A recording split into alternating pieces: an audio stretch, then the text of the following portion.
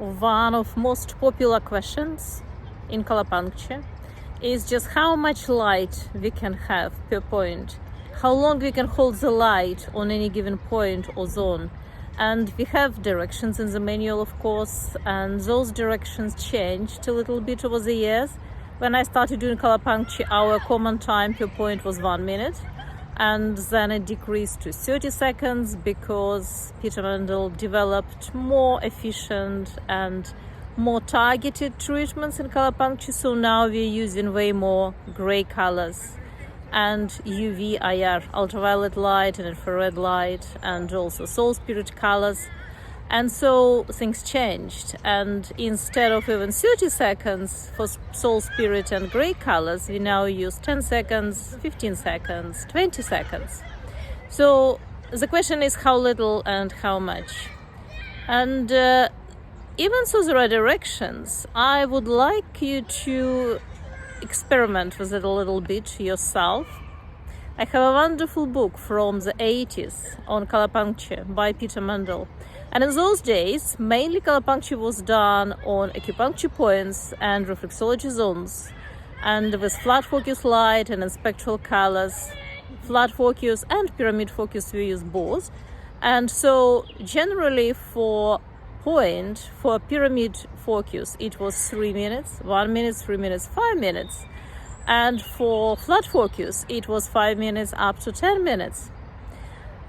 So as you can see, timing changed, and that again depends on which protocols we use. When we use acupuncture points, meridian lines, or reflexology zones or dream zones, we are tapping more into our body's natural energy networks, and so we are feeding in a way those meridians and regulating the flows and saturating the zones and so on. So we used to do more light per point, and it is still absolutely the case, so you can experiment with that. When we're doing more sophisticated protocols, conflict resolution on a highest level, therapy resistance, addressing ancestry, sort of obscure topic which affect us, but we cannot very often shift them with our spectral Colourpuncture and with our acupuncture-based protocols. So then we use obviously gray colors and UV, IR, soul spirit colors, and we use less.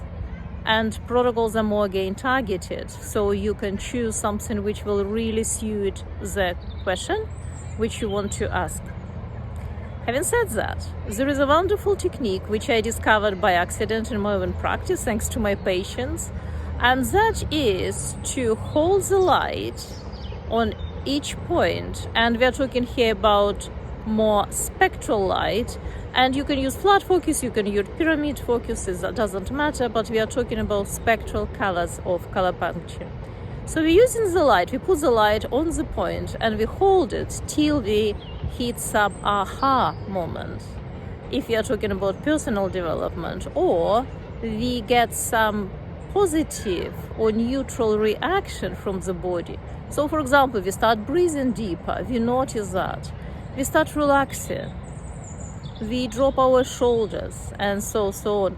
That means that basically light did its job, and it's time now to move on, either to the next point, or the whole treatment is finished because you relaxed and you feel good.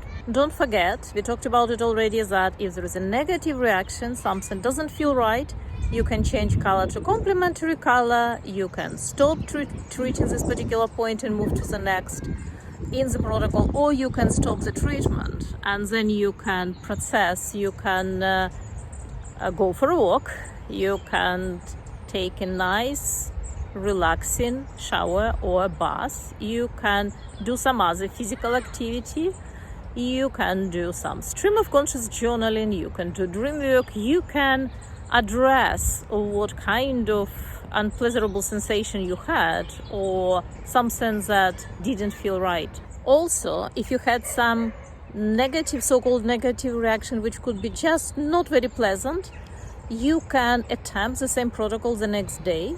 You can just increase the intervals between the treatments. Any reaction in Colourpuncture, positive, negative, neutral, is just a message. It's a message from your body, through your body, from your innermost self, And this is something you can address again in different ways. And also you can attempt, with any reaction, you can attempt the same protocol again. If this is something that really helped, this is pure food for the soul, and this is a great nourishment and support for the body. So remember this protocol, repeat it again. If something didn't feel right and you tried complementary, you tried moving to the next point and nothing worked, it means that this particular treatment started lifting something which is probably your subconscious is not quite ready to release to the level of your daily awareness. So what you can do, you can miss a day, you can support yourself with other means, and physical activities and nature is the best. And then you can attempt the same thing. You can do less light, you can do more gaps between treatments, but this is something equally valuable. You just need to approach it with care. Any questions, ask me. I'm happy to help. So the same way as you can do your journaling when you ask questions to the soul, and you journal, you do your stream of conscious writing till you hit some aha moment. And this is something that you can ask me questions for. This is something that we do in our journaling challenge, Letters to the Soul. But if you are interested only in this particular technique, you can always message me and I can share it with you. So you can do the same with Colourpuncture. You can focus on a question you want to ask, or you can go with the name of acupuncture point you want to use, and then you can choose the color. You put the color on, spectral color again, either pyramid focus or flat focus, and you close your eyes, you relax, you breathe deeper, and then you wait till some sort of a reaction from the body, physiological change or insight. And this will be your questions to the soul answered from the body, through the body, by the body. And this is the beauty of Colourpuncture. So in a way, we can use different media to ask questions to the soul. This could be dream work, this could be journaling, this could be Colourpuncture, this could be many, many things. It could be walks in nature indeed, on a rainy day. Good luck with your Colourpuncture. Good luck with your questions to the soul.